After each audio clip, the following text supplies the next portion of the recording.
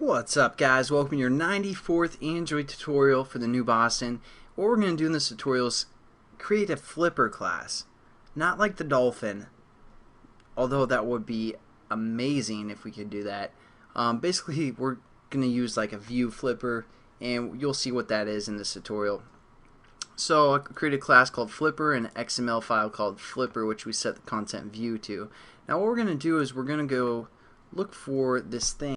So what we're going to do is we're going to go down to this Transitions tab, and we're going to call this, or drag in this ViewFlipper thing here. So we're going to drag that in. Then we're going to go over to the XML, just kind of format it, and then we're just going to throw in some random crap. So be prepared for that, like a button, text view. Actually, let's just throw in a text view. So we're going to delete our button. Actually, no, we won't. We'll leave it. I'm sorry. Undecisive. So we're going to say Flipper 2 here for a text view, and we're going to say Control Copy and paste another text view. We're going to call this Flipper 3 and Flipper 4. So all we have to do now, since we have our flipper set up, what we want to do is we just want to put this ending statement outside of whatever we want our flipper views to do. So we can also set up linear layouts and then set up buttons within a linear layout to make the view look a little bit better. But instead, we're just going to have one class be, or like you can think of it as an activity, somewhat be a button, the next one's a view, text view, next one's another text view, etc. That's how the flipper class works. So now what we're going to do is we're going to go into the code. You're like, what? The code and the XML all in one tutorial? Thank you, finally. Instead of wasting our times here. So now let's create that flipper thing that we just created. So what we're going to do is we're going to say ViewFlipper, and we're going to call it Flippy. And what we're going to do is just add that reference as always. So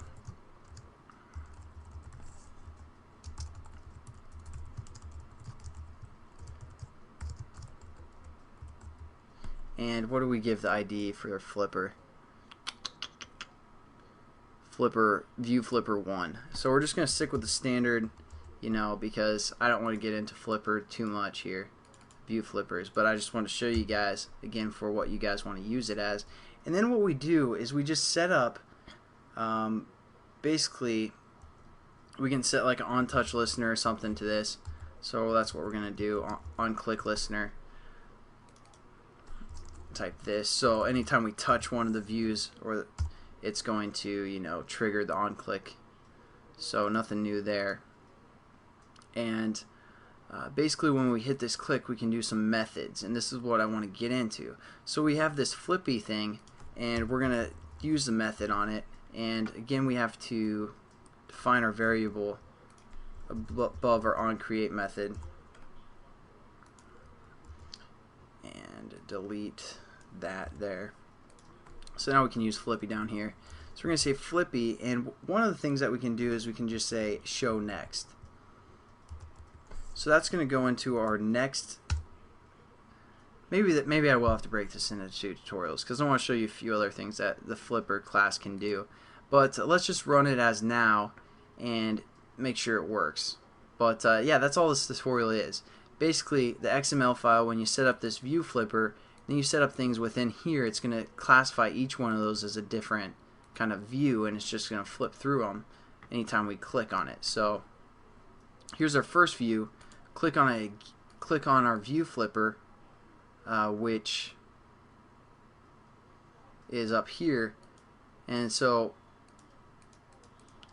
one thing that we can do is we can make this ViewFlipper fill the whole content, fill parent. I don't know if it's not for the height.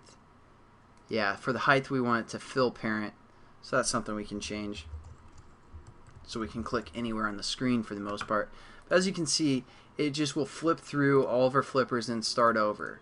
So I mean, it's kind of nice to have for like a flashcard or something, a flashcard application where you just flip through flashcards or something for studying But again, you guys can set up a linear layout here and then define some stuff within there if you want a view to be a certain way, and then you can just flip through them by this this command show next. So you can create a button up top above your ViewFlipper and you can click that to go to the next one, etc.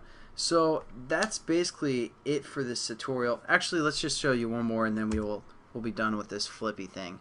I know it's kind of a waste just to have one tutorial where we set up both a class and an XML file just for this, but another thing that we can do, let's say we want like a gallery that we have different pictures in each view, and what we can do is we can say, instead of saying the on-click listener to flip, well, we can do that anyways, but we can also set up a variable, a time variable, so we can say flippy.set flip interval, and it takes milliseconds. So let's just get crazy and say half of a second. So every half of a second it's going to flip to the next one, or that's the interval. And then what we have to do is we have to say flippy dot start flipping. Flippy start flipping. Dang it. Alright, so that's another kind of thing that we can do. So when we run our application, it's going to set this time variable to be half a second, and then it's just going to start flipping through it. And then every half second it's going to, just go to the next one. So that'd be good for like a photo gallery or something if you guys are creating that. I don't know. So as you can see, it's flipping through every half second. So that's another method that you guys can use. And then also when we click, we can make it go even faster because we have that on-click method. So I don't know. Thought I'd show you the flippin' flipper. And I'll catch you guys in the next tutorial.